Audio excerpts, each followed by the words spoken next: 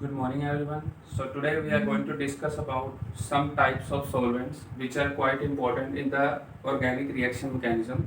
So these solvents affect the reaction mechanism. That is why we should know the different types of solvents. So solvents are of two types. Firstly, the solvent are of two types: polar and non-polar. Okay. So the solvents of two types, polar and non-polar. Further, polar is of two types, protic and non-protic. Or it is also called as aprotic. Aprotic. Okay. So it is protic polar and this one is aprotic polar. Okay. So firstly, we should know what are polar and non-polar solvents, or what are non-polar and polar compounds. So firstly, I'm starting with polar. Okay, polar compounds or polar molecules. So polar compounds are those in which the the dipole moment is non-zero. Okay, so the compounds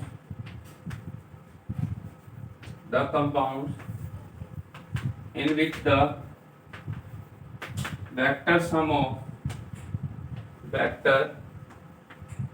of dipole moment is non-zero. Dipole moment is non-zero. Okay, so we will discuss some examples also. So next is non-polar compounds. So non-polar compounds are generally symmetrical such that their dipole moment comes out to be zero. Okay, so the compounds which are symmetrical, which are symmetrical. So the compounds which are symmetrical such that the vector sum comes out to be zero. The vector sum of dipoles comes out to be zero. They will cancel each other. Okay. So now we will discuss some example of polar and non-polar first. So all symmetrical molecules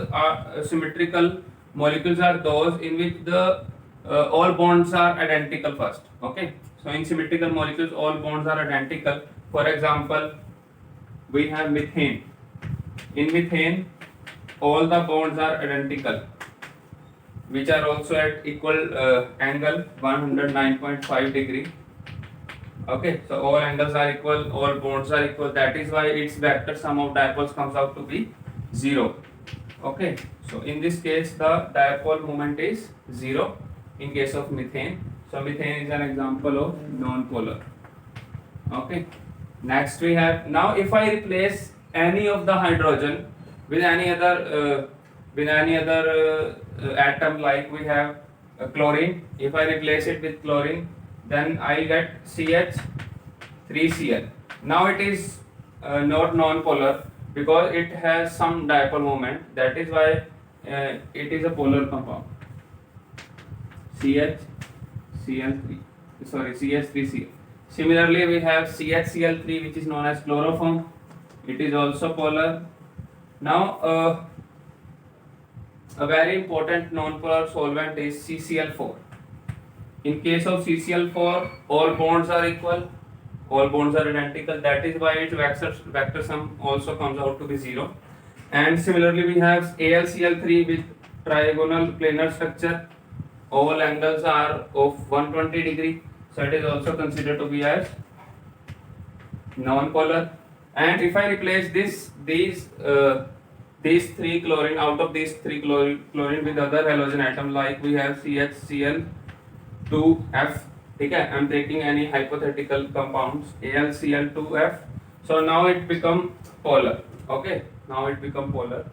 Similarly, we have some other compounds also, like we have ether. Ethers are also polar because here we have two lone pairs. Okay, and now the vector sum it will not comes out to be 0. So that is why ether is also considered to be as polar compound, but its polarity is quite low. And next we have acetone. Okay, so now acetone is also polar compound because it has some dipole moment. So CH3 C double bond O CH3. It is also considered to be as polar compounds. So we have also we have some other compounds also which are polar, like we have DMSO. DMSO is also a very good solvent. Dimethyl sulfoxide. Okay, dimethyl sulfoxide, and its formula is this CH3SO CH3. It is also polar, DMSO. Similarly, there are also some compounds which are polar, like we have in esters. Esters are also non-polar, sorry, polar, and like we have alcohol. Alcohol is also polar in nature. For example, we have methanol. Methanol is also polar, okay, because it has some dipole moment. So these are the some examples of polar and non-polar compounds. Polar compounds are those in which the vector sum of dipole moment is non-zero, and non-polar compounds are those in which the vector sum of dipoles comes out to be 0. Okay. For example, now I am giving you some more examples, like we have HCF4. Now in HCF4 the geometry is octahedral and the shape is square planar, like this. Okay, so HCF4 is and here we have HCF4 is non-polar because this lone pair cancel, these lone pair cancel each other, and the direction of dipole, actually the direction of dipole is towards more electronegative atom. For this we have, these are the directions. So now they will cancel each other diagonally. That is why the whole dipole moment comes out to be 0. So it is also a non-polar compound. And similarly we have HCF2. HCF2 will also come out to be non-polar because now the shape is linear and the geometry is trigonal bipyramidal, like this, and we have 3 lone pairs at 120 degree. Now these lone pair will cancel each other, and similarly the dipoles of these 2 fluorine atoms will also cancel each other. Okay, so this is all about polar and non-polar compound. Similarly, the universal solvent water is also polar. Ammonia is also polar. So these are the some important polar and non-polar compounds which are further classified as solvents. Okay, so now we will discuss what are protic and non-protic solvents. Okay, so now what are protic and non-protic solvents? They both are polar in nature, but there is a difference between these two. So protic, polar or protic solvents are those in which hydrogen atom is directly attached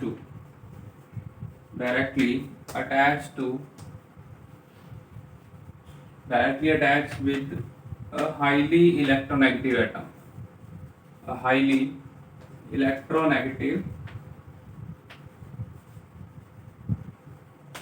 atom, okay.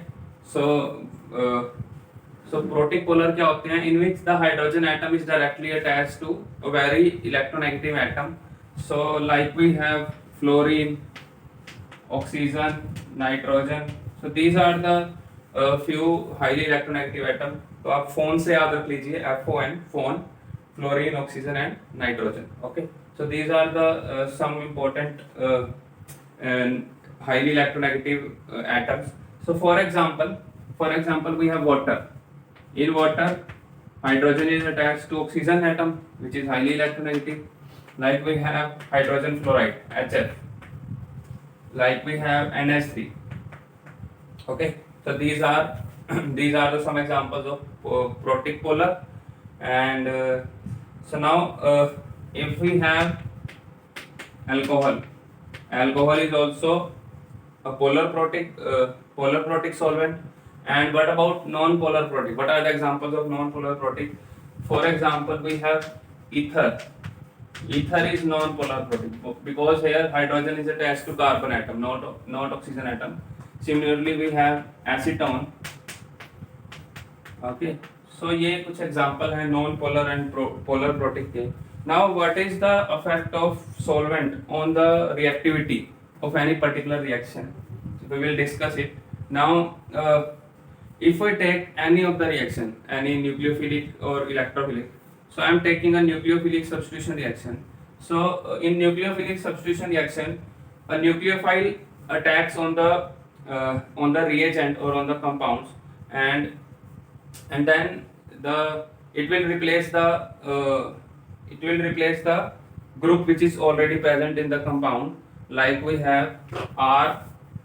I am taking the group which will leave as Lg, leaving group, plus nucleophile. Okay, so now the nucleophile have to attack on the alkyl group, and these groups will leave. Okay, so now if we take a polar protic solvent, then a polar protic solvent, due to electronegativity difference, here we have positive charge generated and here we have negative charge generated. So now if we have polar protic solvent, it will solvate the nucleophile. It can easily solvate the nucleophile because if we take water as a solvent, now water will solvate, the hydrogen atom will bind with the nucleophile. Okay, तो ये क्या करेंगे, इसको solvate कर देंगे. In case of water, hydrate word is used. ठीक है, we call it as hydration. For example, in ionic compounds, we have already discussed in solution chapter that solubility of NaCl is like this. The mechanism is like this, that solubility of NaCl in water is like this, that here we have partial positive, partial negative. Now oxygen atom of bind with the sodium, oxygen atom of water, because in oxygen we have partial negative charge. तो ये क्या करेगा, इसको अपनी तरफ खींचेगा, and here hydrogen atom will attract the chlorine. Okay, so this is known as hydration or solvation. Solvate कर देना किसी चीज को, ठीक है. Now it will attract chlorine and this bond will cleave. Okay, actually there is no bond in ionic compound. There is some force of attraction, the electrostatic force of attraction. Then the electrostatic force of attraction breaks, and sodium chloride will easily dissolve in water. So similar is the case with nucleophiles. And now hydrogen atom solvate nucleophile. Similarly, oxygen atom will solvate the electrophile. Okay, so the presence of a polar protic solvent will decrease the rate of nucleophilic and electrophilic reaction both. But if we have a non-protic solvent, okay, if we have a non-protic solvent, then for example we have ether and we have a cation and anion both. So let's say we have A positive and B negative. This is electrophile and this is nucleophile. So now these lone pair will bind with the electrophile, but they will not bind with the nucleophile. Okay, so a non-polar protic non-protic solvent will solvate the cation, the electrophile, but it will not solvate the nucleophile. Okay, so there is no influence of a protic solvent on the rate of nucleophilic reaction, but it may influence the rate of an electrophilic reaction. So these are the main importances of solvents. So we have to take those solvents that will which will increase the rate of a particular reaction. So I hope this much is quite enough for the solvent part. Okay, so solvents are of two types, polar and non-polar. Polar solvents are further of two types, protic and non-protic. So I hope you found this lecture helpful, and thank you so much.